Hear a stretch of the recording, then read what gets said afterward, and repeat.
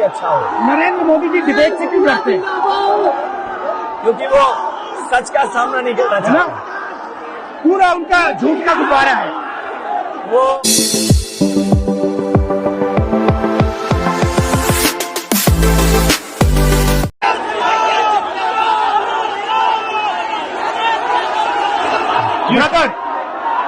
यहाँ पे हमारा माइक खराब हो गया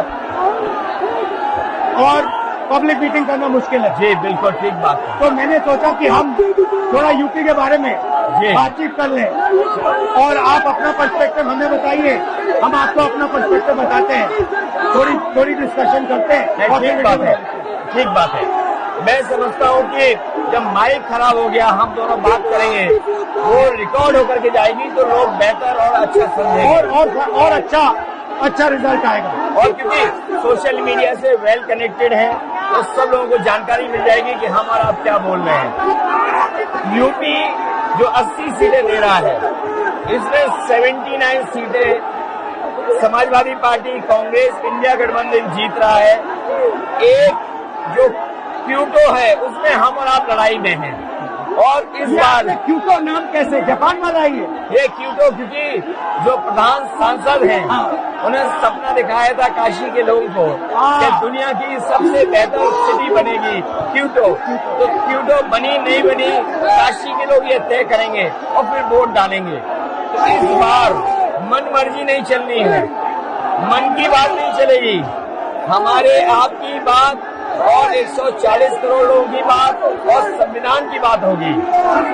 और आपने देखा, हम सब ने देखा कि यूपी को नरेंद्र मोदी जी ने बेरोजगारी का सेंटर बना दिया और इतनी बेरोजगारी की है, ये जितने बच्चे दिखाई दे रहे हैं ये वो लोग हैं दिखाओ जो अग्निवीर या पेपर लीक जिसकी वजह से उन्हें नौकरी नहीं मिली है और ये सब रोजगार नौकरी चाहते हैं। बीजेपी ने जो झूठे सपने दिखाए थे इन्वेस्टमेंट मीट के, जो झूठा सपना दिखाया था डिफेंस एक्सपो का, जो सपने बेचे थे G20 में, लेकिन इन नौजवानों को न नौकरी मिली न रोजगार मिला, आज ये खाली हाथ हैं। तो इसलिए हमें और आप मिल के जो आपने कहा, जो इंडिया गठबंधन कह रहा है कि 30 लाख बच्चों को नौकरी दी जाएगी, उस दिशा में हम लोग काम करेंगे। और पहली नौकरी पक्की स्कीम जिसके माध्यम से हर ग्रेजुएट को नौकरी का अधिकार, बेहतरीन ट्रेनिंग और बैंक अकाउंट में 1 लाख रुपए साल के। आपने नोट किया कि मोदी जी खटाखट बोलने शुरू कर दिए। ये आपके खटाखट के बाद वो रटारट खटाखट कर रहे हैं। अच्छा, आप एक बात बताइए, मुझे क्यूरियोसिटी है, थोड़ा आप अपने पापा के बारे में मुझे बताइए जी। मुलायम सिंह यादव जी के बारे में बताइए। आपने उनसे क्या सीखा? नेताजी और उनके साथ के लोग बिल्कुल जमीनी राजनीति करते रहे। हालांकि नेताजी कुश्ती, पहलवान और गांव के थे। करते हो कुश्ती? नहीं, मैं कुश्ती नहीं कर पाया जीवन में, क्योंकि मैं मिलिट्री स्कूल में चला गया तो कुश्ती नहीं कर पाया। लेकिन नेताजी इसीलिए धरती पुत्र बोले गए कि वो जमीन की बात को समझते थे। धरती पर जो लोग हैं उनकी क्या भावना है उसको लेकर के वो आगे बढ़ाना चाहते थे। और आपका इस क्षेत्र से और इस शहर से आज का लगाव नहीं है, न जाने कितने सालों पुराना लगाव है। जो इमोशनल कनेक्ट आपका इस शहर और शहर से है वो शायद और किसी राजनीतिक परिवार का नहीं होगा। तो नेताजी से उनका हार्डवर्क और अपने लक्ष्य के लिए लगातार काम करते रहना, जो गैर बराबरी की लड़ाई डॉक्टर राम मनोहर लोहिया यहीं लड़े थे। हालांकि हमारी आपकी विचारधारा की यहाँ टकराव रहा, लेकिन हमारे व्यक्तिगत या जो सिद्धांत में कभी समझौता नहीं हुआ।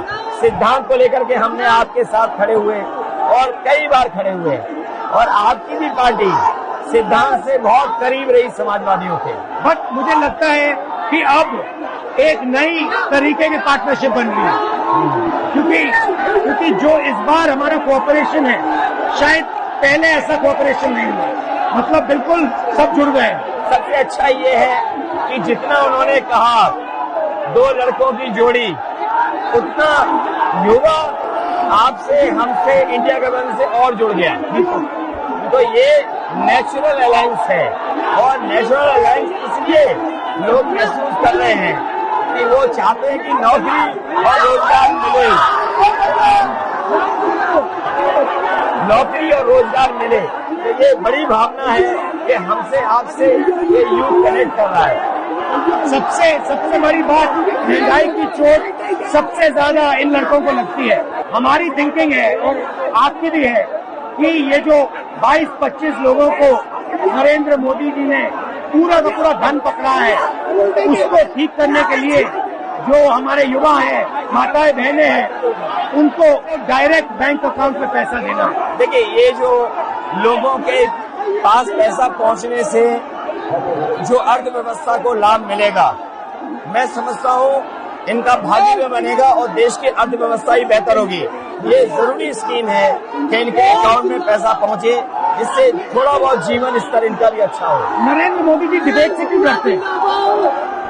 क्योंकि वो सच का सामना नहीं करना चाहते। पूरा उनका झूठ का गुब्बारा है। वो बीजेपी और बीजेपी के लोग मन मर्जी से चलते हैं, अपनी मर्जी से चलते हैं और उनको लगता है कि डिस्कशन की कोई जरूरत नहीं है, क्योंकि वो सब कुछ जानते हैं। डेमोक्रेसी में जितना डिस्कशन होगा, जितने विचार एक दूसरे को हम सुनेंगे और एक दूसरे पे भरोसा करेंगे, उतना हमारा लोकतंत्र मजबूत होगा। ये बीजेपी के लोगों ने न केवल हमारी जान को खतरा पैदा किया है, बल्कि लोकतंत्र को भी और संविधान को भी खतरा पैदा कर रहे हैं। और इसका नतीजा दिख रहा है कि चाइना हमारी जमीन के अंदर आ गया। ये बेरोजगारी बढ़ती जा रही है, जो प्रोडक्शन होता है वो नहीं हो रहा है, और पूरा का पूरा एक्सटॉर्शन, ईडी, सीबीआई, ये लोग मतलब एक्सटॉर्ट कर रहे हैं। कई बार सुनने को मिल रहा है और सरकार स्वीकार नहीं कर रही है, लद्दाख की हमारी सीमाएं सुरक्षित हो गई, और अरुणाचल के आसपास या सीमा जो चीन से छू रही है वो बहुत असुरक्षित है। तो चीन से जहां हमारा सीमाओं का खतरा है, वहीं चीन से हमारे बाजार को भी खतरा है। तो कहीं न कहीं हम लोगों को अपनी मैन्युफैक्चरिंग इकोनॉमी और मैन्युफैक्चरिंग इकोनॉमी को बढ़ावा देना पड़ेगा।